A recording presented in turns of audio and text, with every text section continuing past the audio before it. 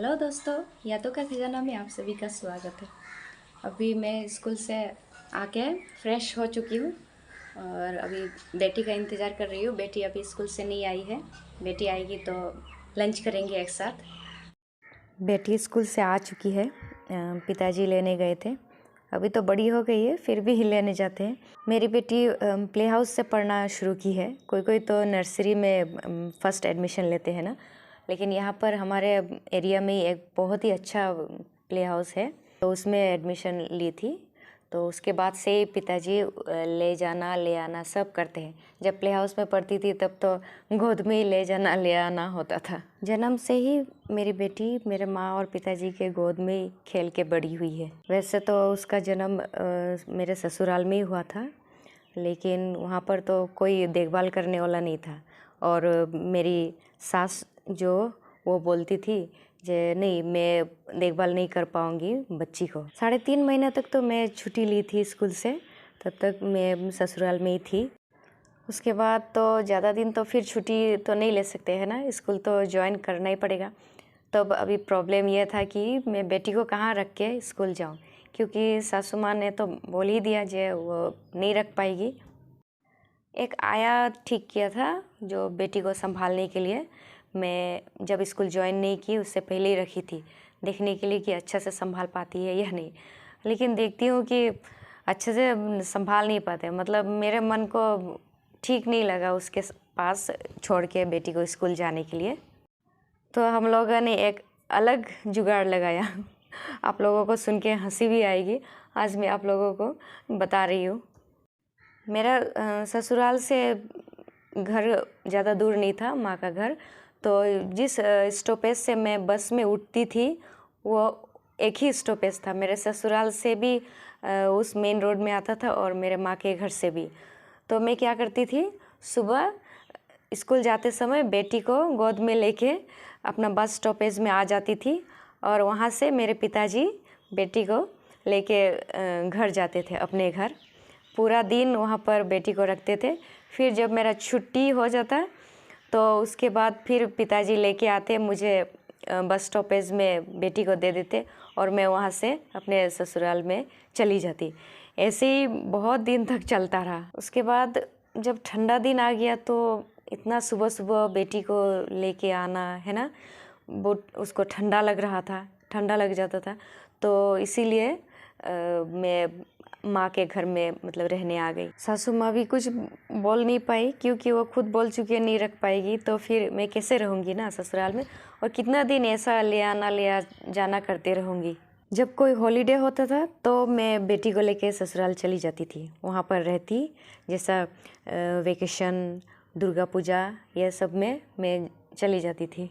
कभी अगर मैं सोचती भी जे नहीं इस फेस्टिवल में अभी माँ पिताजी के साथ रहूँगी, तो फ़ोन करके सासू माँ बुलाती थी, बोलती थी लोग क्या कहेंगे, ये इस फेस्टिवल में बहू घर पे नहीं है, तो इसीलिए आ जाओ। मैं सासू माँ को पूछती थी जे आपका भी तो बेटा है, तो आप क्या उसको नहीं पाले हैं क्या? तो बोलते थे नहीं, मेरे घर में तो बहुत सारा मेंबर था, तो इसीलिए मुझे रखने का ज़रूरत ही नहीं पड़ता था, बेटा को सभी रख लेते थे। दोस्तों, ये मेरी कहानी का एक छोटा सा हिस्सा था। दोस्तों, मेरा वीडियो अच्छा लगा तो मेरे चैनल को सब्सक्राइब ज़रूर करिएगा।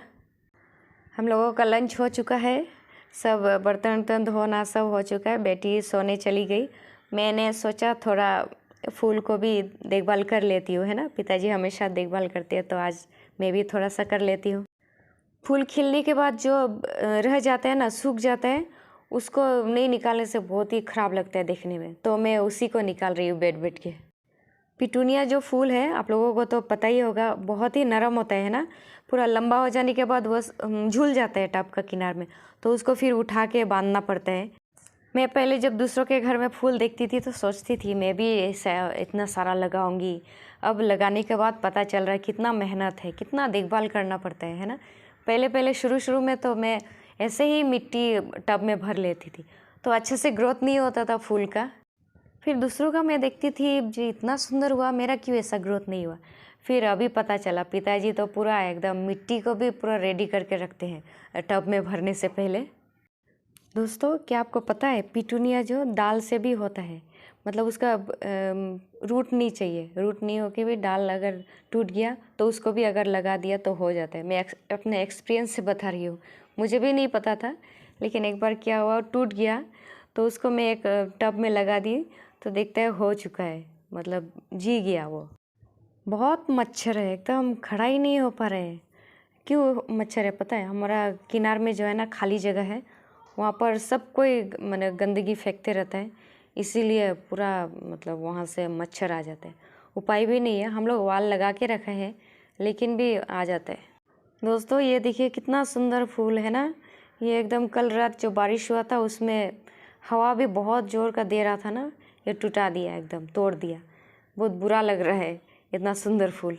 दोस्तों एक चीज़ और मैं आप लोगों को दिखाती हूँ आज। ये देखिए, ये सफ़ेद रंग का पत्ता तो ग्रीन रंग का ही होता है ना, लेकिन ये सफ़ेद कैसे निकल गया पता नहीं। इस पेड़ का जो फूल है वो सफ़ेद रंग का है, लेकिन इस बार पत्ता ही सफ़ेद निकल गया।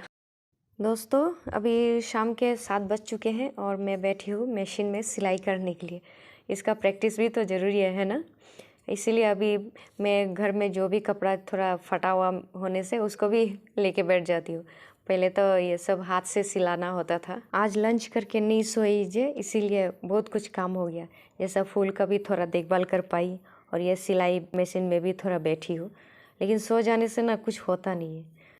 सुबह भी अगर समय से उठ गई तो सब काम अच्छी तरह हो जाता है, लेकिन थोड़ा देर हो जाने से एकदम मतलब टाइम ही नहीं मिलता है, लगता है टाइम जो है दौड़ता है, ऐसा लगता है।